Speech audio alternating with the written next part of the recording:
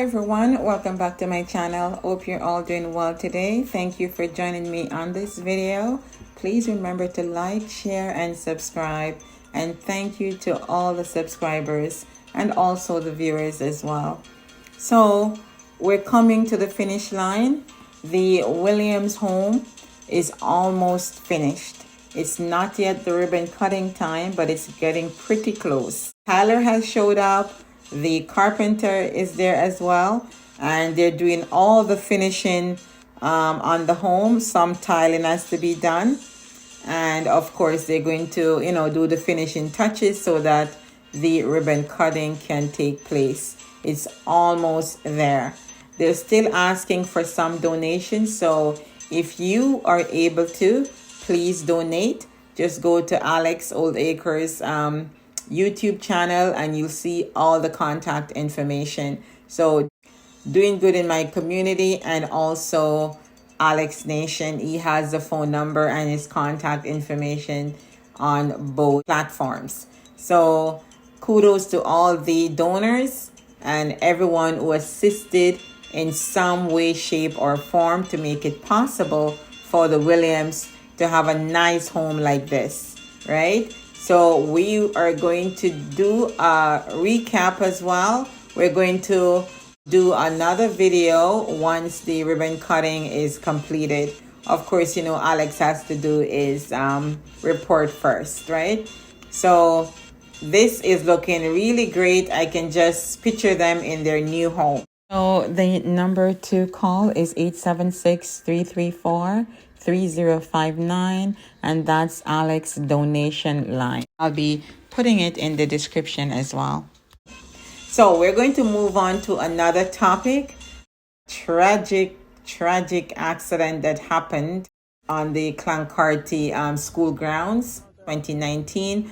A very tragic situation happened, and the mother, Jeffine Campbell, was interviewed today by a few newspapers, and it was really touching just to see her face and her expression. It's been 3 years, but it's like it's just yesterday, like it happened yesterday, and you can imagine a mother's pain, right? So just put yourself into her shoe and just picture for 1 minute what she's feeling right now. She sent her child to school that day and going back now to collect him, and then you get this awful news of what happened to your child. So nothing can prepare you for that type of news, right? So we're going to get right into the story. I'm going to be reading a short excerpt from the Gleaner, and then I'll make my comment. Going to read a little excerpt, and this is taken from the Gleaner. He did not even say sorry. A tearful Jeffine Campbell, the mother of 7-year-old Benjamin Bair, said after Alton Brooks, the driver of the garbage truck which killed her son in 2019, was sentenced to 1 year and 7 months in prison. The sentence was handed down by Justice Leighton Pusey in the Supreme Court on Monday. A crestfallen Brooks, dressed in a plaid shirt, blue jeans, slippers, and navy blue socks, hung his head as Justice Pusey gave his summation before handing down the custodial sentence. Justice Pusey had rejected a plea deal reached with the Office of the Director of Public Prosecutions for a non-custodial sentence and a fine not exceeding $800,000.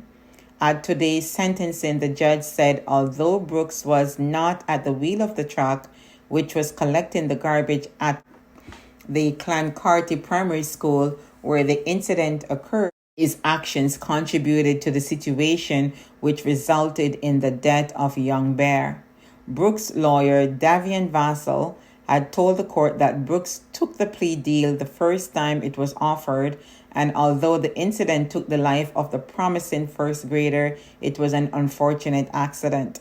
Vassell asked the judge to consider imposing a non-custodial sentence, highlighting that members of the Brooks community asked for leniency given that it was a tragedy. He proposed that a fine be considered or suspended sentence or even probation. The lawyer said his client was not a criminal and asked the judge to consider whether Brooks' case was of the most egregious kinds, where only incarceration would suffice. I would be very disappointed if he gets a custodial sentence, given the jurisprudence and the society inquiry report, which are in favor of my client. Justice Pusey said, however, that he was of the view that Brooks should be incarcerated, as his action on the day was responsible for the death of the youngster. I'm very disappointed with the outcome of the custodial sentence. Very disappointed, said Vassell afterwards. He acknowledged that a mother lost her son, and a 55-year-old man with a clean record is going to prison for a freak accident. It's just sad all round. So Bair's mother told the Gleaner that she felt sad for the accused, but expressed disappointment he had not told her sorry for the incident. I think he should have said something to me, but he did not even say sorry, Campbell said, adding that I think it would make me feel a little better. She also said that she believed the school should also be held responsible. Benjamin Bair was taken on October 28, 2019, after the garbage truck, which was said to be defective, moved off, crashed into another vehicle, overturned, and fell on top of him while he was waiting on the school compound to be collected by his relatives. Brooks was arrested and charged following the tragedy. I'm just going to read some comments online from readers. One person said that they were on the scene. I was on the scene from 5 p.m. till 9 p.m. His limb was severed. Person said, to the truck company. I would have been furious. I can only imagine her pain being experienced all over again. Corrupt system. Another person said, so sad, he needs more time. Another person said, Mummy, I understand your feelings. The person who drove the truck got the wrong sentence. 1 year and 7 months, not enough. Lady lost her child. Mummy, I understand your feelings. The person who drove the truck got the wrong sentence. 1 year and 7 months is not enough. This mom lost her child. Another person mentioned, it's the grief speaking. Don't think anything can satisfy a mother that loses a child so tragically other than a child alive. I feel the mother's pain. It hurts in the womb. I know the feeling. Stay strong. God will provide. Others could have died. Some children had already left. Others ran. It's an accident, but a fatal one of a child. He was in custody for 5 months. It was supposed to be a 2-year sentence. The judge took into consideration that he was in custody for 5 months, so they subtracted that from the sentencing. The sentence was too lenient. What are your thoughts? You should be learning from this situation. I was told that one instance, it said that the school contacted the truck driver to come and pick up the garbage off the school compound, or called to pick up the garbage, right? And on the other hand, you're hearing that they're saying that no commercial vehicles must be on the property while the school is in session, while the kids are still on the grounds. So you don't know what to believe because you're hearing so many things. What the ministry should do going forward to avoid this type of tragedy, don't let another mother suffer like this. I have actually witnessed a child hit by a motorcycle in Jamaica, and that person, rider of the motorcycle, did not even stop.